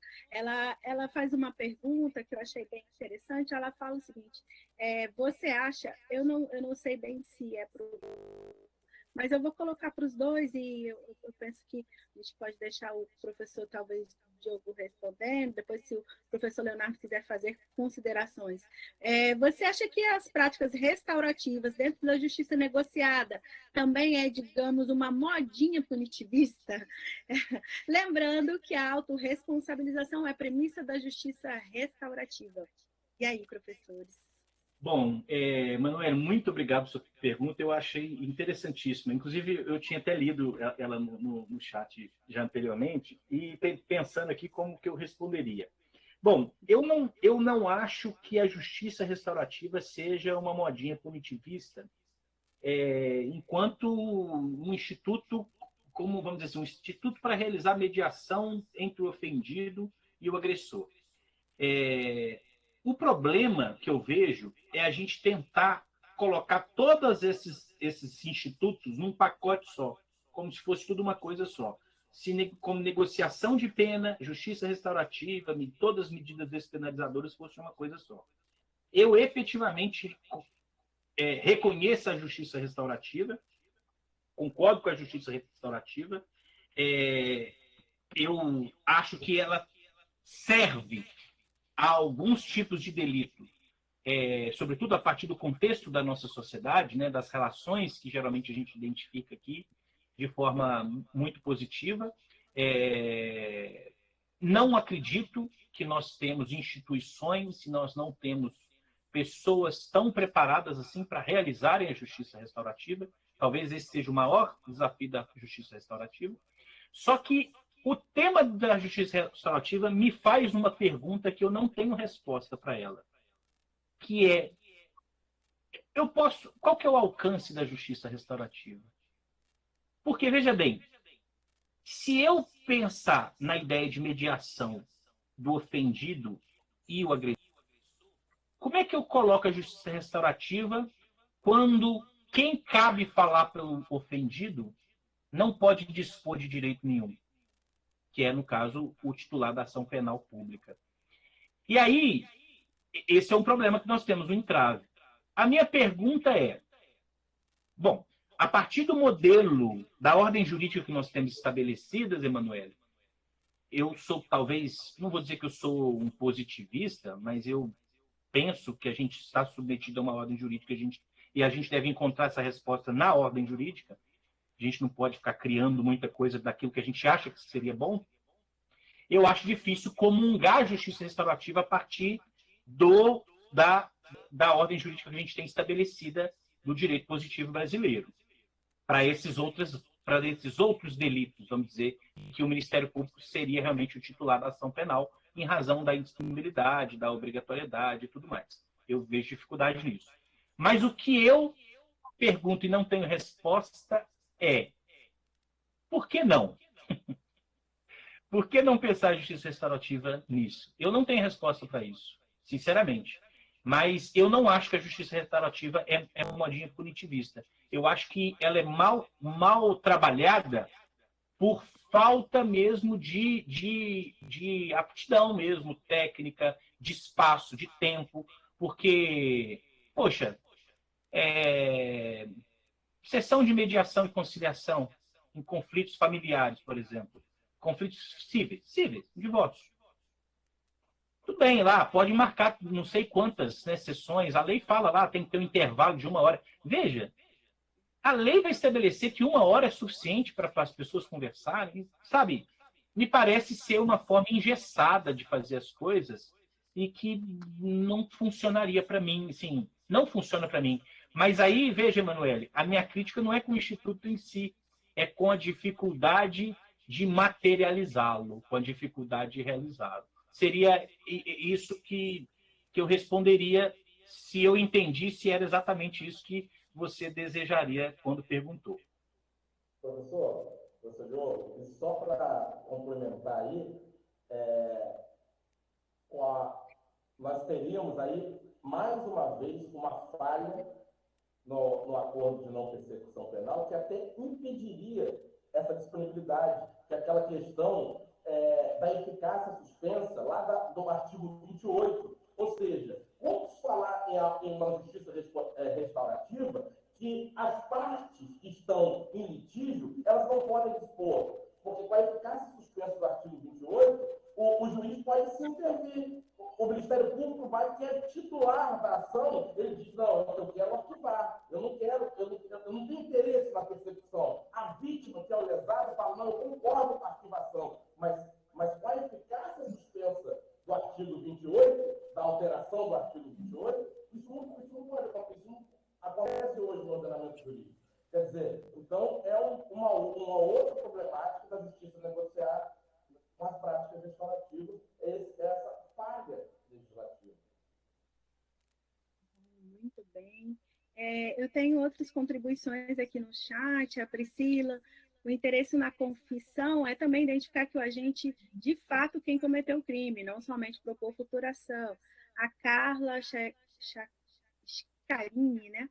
Muito obrigada pela oportunidade de aprender um pouco sobre o tema. Um pouco não, muito, ela corrige. E o Jarbas, ele diz, já tinha uma visão sobre as normas despenalizadoras, o indivíduo é forçado a fazer um acordo, muitas vezes as perdas são maiores que suportar um processo, ele afirma. Nós vamos encerrar as perguntas, né, com essa colaboração que os senhores já responderam brilhantemente. Eu vou pedir para Patrícia nos ajudar e colocar disponível já a lista de presença. Passamos agora para a nossa parte final. Temos os senhores possam fazer as falas finais dos senhores, eu vou deixar em aberto. Depois nós vamos ter o professor Sancler também fazendo considerações. Aí eu peço que os senhores, doutor Leonardo, doutor Diogo, fiquem à vontade para poder fazer palavras finais que os senhores desejarem. Eu primeiro? Ou professor Leonardo, eu primeiro? Pode ser? Então tá bom. Não, eu só queria mais uma vez renovar o meu agradecimento aqui por dialogar com vocês nesse sábado. Vou acompanhar aí, né? Eu espero poder participar de outras reuniões no grupo aí como ouvinte, né? Para poder aprender sobre outras temáticas, outros debates. E eu queria só deixar registrado que, assim, eu vou me penitenciar aqui por não ter tido cuidado de estudar especificamente sobre a linha de pesquisa do grupo, mas pelo tema, pelo título do grupo de pesquisa, a minha intuição, ela diz que o que eu trouxe veio ao encontro daquilo que se pretende no grupo de pesquisa, né? Porque se o grupo de pesquisa é habeas corpus, liberdade, direitos fundamentais, que é justamente isso que é a premissa toda daquilo que eu defendi. Então, eu acho que eu me sinto, vamos dizer assim, num ambiente absolutamente favorável em casa para participar e me colocar à disposição. Assim, uma das poucas coisas que eu acho que eu sei fazer bem é ser, assim, me doar para as pessoas, assim, né? Quem sou eu? O que eu trouxe aqui são reflexões, eu não sou detentor da verdade. Talvez eu esteja errado em tudo que eu falei aqui hoje, pode ser que eu esteja, mas eu acho que o mais importante não é nem estar certo ou estar errado. Assim. O mais importante é se a gente provoca, se a gente se incomoda com alguma coisa, e isso faz a gente querer investigar um pouquinho para saber, para formar a nossa ideia sobre aquele ponto. Eu acho que isso é o mais importante quando a gente escuta qualquer pessoa quer dizer. E é essa a função, obviamente, do grupo de pesquisa, né? Então, com essa mensagem que eu me despeço aqui com todo carinho aqui de Minas Gerais, do interior das Minas Gerais, mas eu estou próximo aqui do Espírito Santo, eu estou mais ou menos a uns 36 quilômetros da divisa, aqui próximo da cidade de Una, aqui que eu acho que muitos de vocês já conhecem, né? Que é uma cidade conhecida aqui da região do Caparaó, aqui, e eu estou próximo desse lugar. Então, se alguém um dia passar por aqui, quiser lembrar de mim, fazer uma visita, em Minas a gente é reconhecido nacionalmente por isso, né? Sempre tem um cafezinho para oferecer para alguém na beira do fogão de lenha. Então, fica aí o convite para vocês. Meu muito obrigado por poder ter esse momento aqui de troca, né, aqui nessa tarde e noite de sábado. Obrigado, Renata, mais uma vez. Professor Sancler, muito obrigado. Professor Leonardo, e todos aí que gentilmente, carinhosamente escreveram no chat aí, elogiando o assunto, elogiando a minha exposição, e aqueles que não puderam falar, mas estiveram aqui, estão aqui me ouvindo. Obrigado de coração. Eu quero também rapidamente agradecer mais uma vez ao professor Diogo, e não vou recusar a visita, não, eu quero um autógrafo do livro também. Eu vou fazer uma audiência criminal bem próxima aí do senhor, vou fazer uma audiência criminal em Carangolas, acho que semana que vem uma na outra, tem que só dar uma olhada certinho. Então eu vou fazer uma visita para tomar aquele cafezinho e o autógrafo no livro. Tá bom? Muito obrigado, professor Diogo, muito obrigado a todos os colegas pesquisadoras que se associaram, que fazem parte desse nosso grupo. E mais uma vez dizer que foi assim, uma tarde agradabilíssima, de profícuos, né, que nós tivemos aqui de aprendizado para a academia. Somou muito a sua abordagem, a sua participação aqui, professor. Eu devolvo a palavra para a professora Renata. Eu só tenho realmente a agradecer, especialmente ao Diogo, porque aceito prontamente como um grande amigo, de imediato se propôs a estar aqui conosco, o professor Leonardo, por também contribuir imensamente, nos deixar entrar nesse grupo, sabe, de ilustres para poder participar, e a ideia maravilhosa do professor Sancler, que um dia me pegou na sala dos professores na hora do cafezinho, falando, Fernanda, o que você acha? E esse o que você acha virou esse brilhante evento que o professor Sancler se dedicou imensamente. Eu falei, mas Sancler, mas que evento maravilhoso que você está criando, que lindo. Muito obrigada por tudo, Leonardo, doutor Diogo também, doutor Leonardo, e eu abro a palavra, então, para o nosso ilustre coordenador do grupo, o de fôlego insuperável como professor, o professor Sancler. Professor, fique à vontade, por favor. Boa tarde, novamente, a todos. Eu estou sendo ouvido direitinho, porque eu usei... Ah, que bom. Olha só, se você convidar uma diva para participar de uma peça de escola, a peça vai acabar virando uma superprodução hollywoodiana, né? Foi o que aconteceu. Nós convidamos a nossa queridíssima professora Renata Polastri para estar conosco num momento singelo de estudos, mas o seu brilho nos contagiou a todos, né? A professora Renata emprestou o seu prestígio, emprestou a sua liderança, né? A professora exerce uma liderança muito positiva no corpo docente e discente da nossa instituição, e ela é uma locomotiva que arrasta por onde ela passa, com esse jeito manso, com esse jeito meigo e carinhoso, mas, na verdade, a força dessa mulher é capaz de atrair e de movimentar montanhas, né? E foi o que aconteceu. Hoje ela traz para nós, além do professor Diogo, ela traz para nós a ex-procuradora-geral de Justiça do Estado do Espírito Santo, né? Doutora Catarina, que veio nos brindar com a sua presença, nos honrar. A nossa singela oficina de estudos hoje foi grandemente honrada e visitada, né? Mas, professor, o senhor não se livrará de nós tão facilmente, né? Esse não é um único encontro, é o primeiro de muitos, né? Nós esperamos ter oportunidade de aprofundar esse tema, continuar estudando.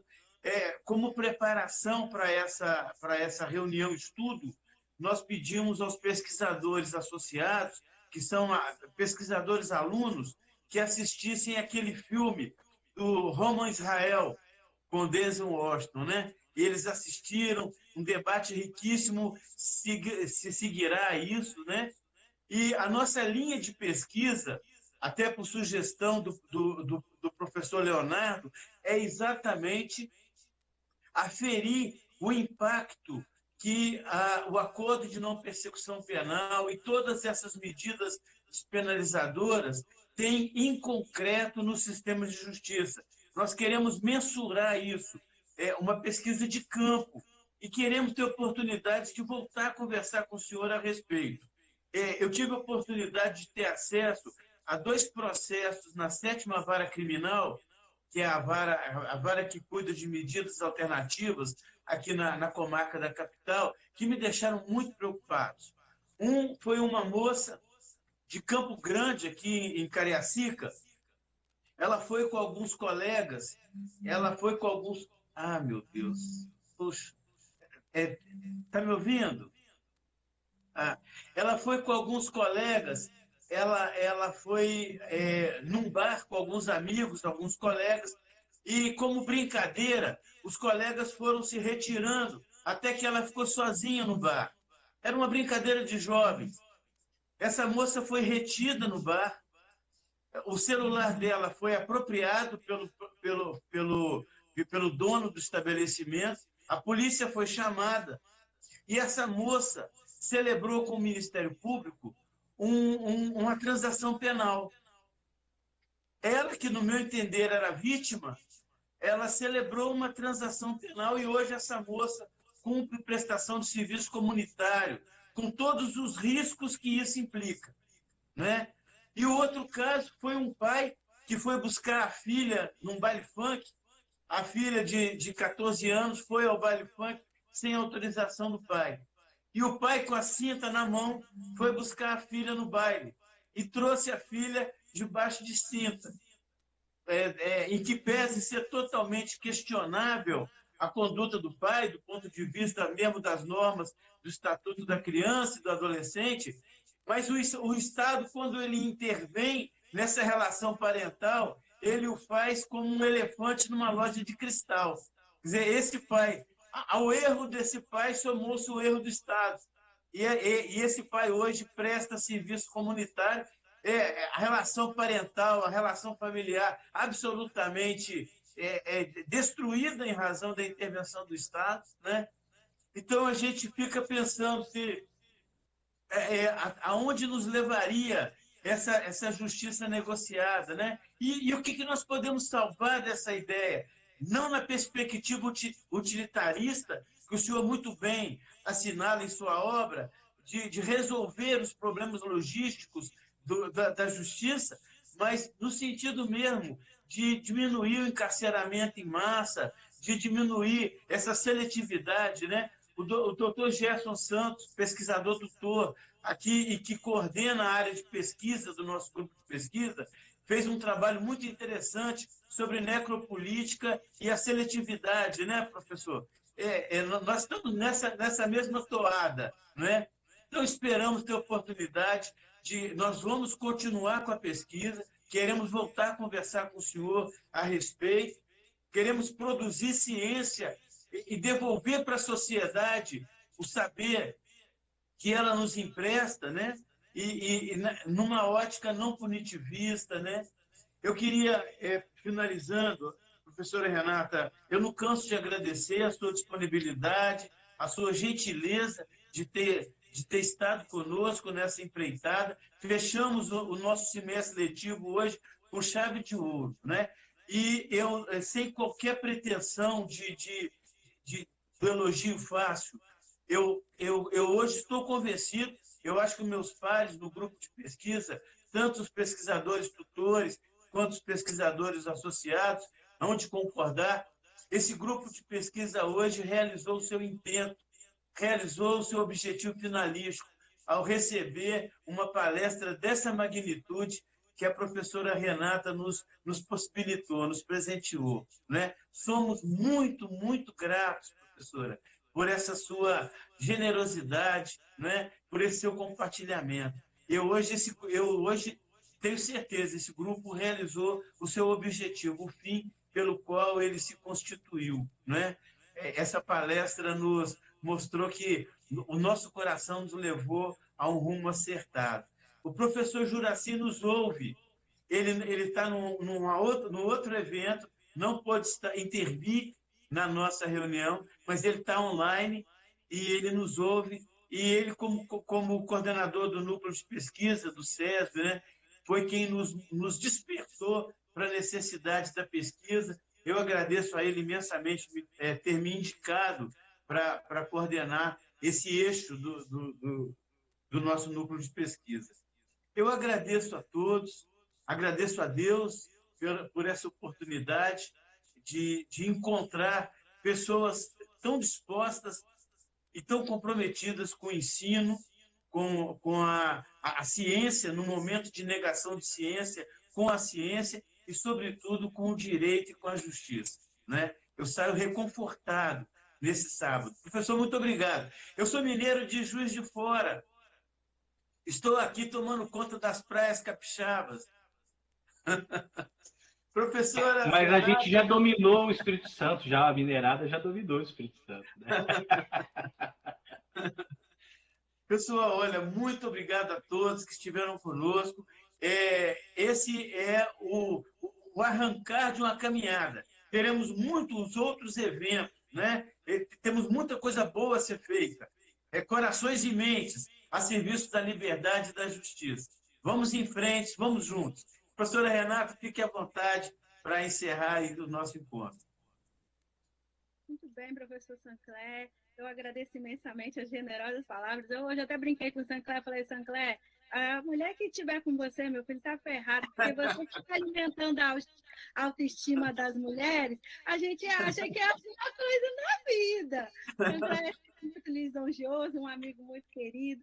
Diogo, muito obrigada também por todo o carinho no chat, os alunos também de maneira muito carinhosa, agradecendo, parabenizando, estão aqui conosco firmes, mesmo com todas as eventualidades. Eu peço desculpa e, ao mesmo tempo, agradeço imensamente pela confiança de todos que ficaram conosco até aqui. Talvez até perdemos algum público, né, por conta dessa transição, eu espero que não, mas foi um momento excelente. Estar entre amigos é sempre muito bom, e estar entre amigos inteligentes e colegas inteligentes é sempre maravilhoso. Doutor Leonardo, também te agradeço imensamente, o convite aceito, cumprido, de maneira brilhante, com esse presente maravilhoso que o doutor Diogo nos proporcionou nessa tarde. Um abraço a todos. O doutor Sancler me pediu para poder fazer a visualização dos certificados, né, Sancler? Eu não sei se essa função de organizadora de telas era uma coisa que eu não esperava fazer, a gente fez não é um aplicativo que eu tenho costume de usar, o Meets, né? Eu uso realmente o Zoom, mas eu acho que eu não vou conseguir, sabe, doutor? Eu estou aqui tentando compartilhar, enfim. Eu acho que é melhor a gente não... Não tentar, né? Tá bom. Será encaminhado, inclusive, fisicamente, aos nossos ilustres palestrantes, né? E a nossa presidente da mesa, que conduziu com o habitual acerto e brilhantismo, né? Não, os certificados estão lindos. Confiem em mim, são maravilhosos, professor Sancler doando, até nesses mínimos detalhes. Infelizmente, professor, peço desculpa até para não deixar muito clara a minha dificuldade com esse sistema do Google, que hoje foi na toque de caixa, e graças a Deus, pelo menos iluminada eu sou, as coisas deram certo daí para frente. Agradeço a todos, uma boa noite, muito obrigada por tudo. Muito obrigado.